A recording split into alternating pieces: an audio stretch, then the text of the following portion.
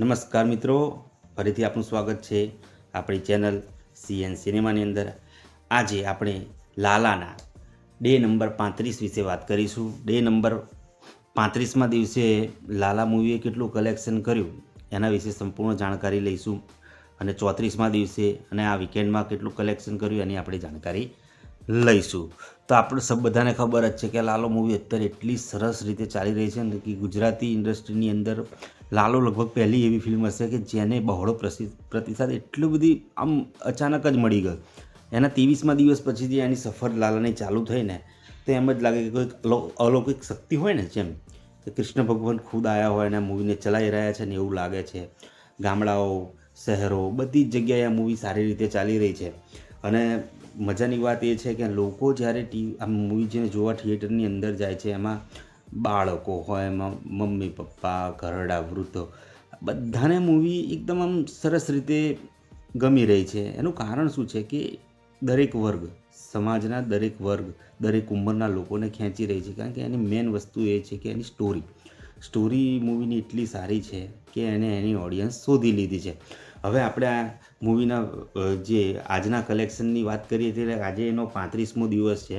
હવે લગભગ 35મા દિવસે દરેક પિક્ચર તૂટી જતા હોય છે કે એનું કલેક્શન છે ને 2-3 લાખ રૂપિયા કે 4-5 લાખ રૂપિયા આવતું હોય.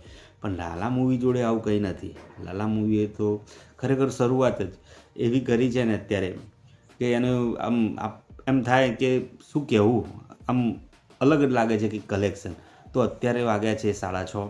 6:30ની અંદર લાલા મૂવી લગભગ 2 કરોડની આસપાસ પહોંચી ગયું છે. એના 35મા દિવસે અત્યારે 2 કરોડ, લગભગ આ મૂવી આજે 3 કરોડ સુધી પહોંચી જશે.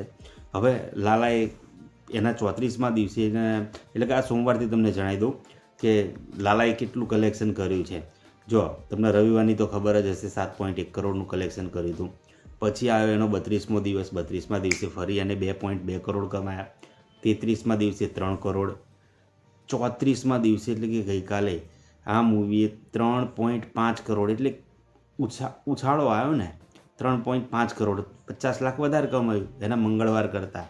અને જો તમે ધ્યાનથી જુઓ તો સોમવારે 2.2 કરોડ હતું, તો એના કરતાં એના નેક્સ્ટ ડે 3 કરોડ આવ્યા, એટલે કે 80 લાખ વધારે આવ્યા.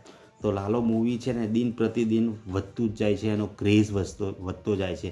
અત્યારે ટોટલ એણે 39 કરોડ રૂપિયાની કમાણી કરી છે ગુજરાતની અંદર. 39 કરોડ અને 43 કરોડ વર્લ્ડ વાઇડ કમાયું છે. તો હવે લાલો મૂવી એટલું સરસ ચાલી રહ્યું છે. એની આજની ઓક્યુપન્સી કેટલી રહી કે 15.35, એટલે કે 16ની આસપાસ. એક થિયેટર હોય એની અંદર 16 જણા જોવા આવે છે, 100માંથી 16. સમજો કે સવારમાં 7.65 હતી, બપોરે 23% થઈ, અને સાંજની હવે ખ્યાલ આવશે સાંજની અને રાતની કેટલી ઓવરઓલ રહે છે. હવે મૂવીના પાસે શો કેટલા છે અત્યારે, શુક્રવાર આવશે ને આવતીકાલે, તો શો ઓછા થશે.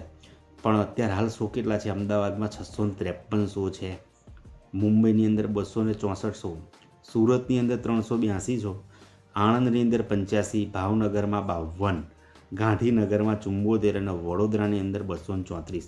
ઓવરઓલ સારા એવા શો મળ્યા છે મૂવીને. અને જો અમદાવાદની અંદર છે ને સવારમાં ઓક્યુપન્સી 9% હતી, એ બપોરે છે ને 30%એ પહોંચી. મુંબઈમાં સવારમાં 9% હતી, જે 13%એ પહોંચી. સુરતની અંદર સવારમાં 6% હતી, એ 14%એ પહોંચી. આણંદમાં 4% હતી, 11%એ પહોંચી. ભાવનગરમાં 3% હતી, એ બપોરે 39%એ પહોંચી. ગાંધીનગરની અંદર સવારમાં 11 અને પછી એ 42%એ પહોંચી. વડોદરામાં 7% અને 21%. એટલે હજુ આપણે જોવા જઈએ ને તો લાલોને સારો એવો પ્રતિસાદ તો છે ને ભાવનગર, ગાંધીનગર અને અમદાવાદમાં ખાસ મળી રહ્યો છે. વડોદરાની અંદર પણ સારો એવો છે. એટલે કે ઓવરઓલ ગુજરાતની અંદર આ મૂવી સારી રીતે ચાલી રહી છે. શું તમે બધા આ મૂવીને જોઈ આવ્યા?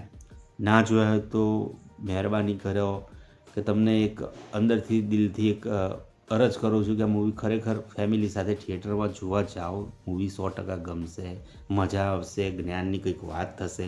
આપણા ચીલા ચાલુ જે ગુજરાતી મૂવી છે ને એના, અને હિન્દી મૂવી છે કે સાઉથની કોઈ પણ મૂવી હોય એના કરતાં ખરેખરમાં આ મૂવી જુઓ તો આપણા પૈસા વસૂલ થશે. અને એક નોલેજ જે છે ને અને સંસ્કાર એ તમને 100% અંદરથી કંઈક શીખવા મળશે મૂવીમાંથી.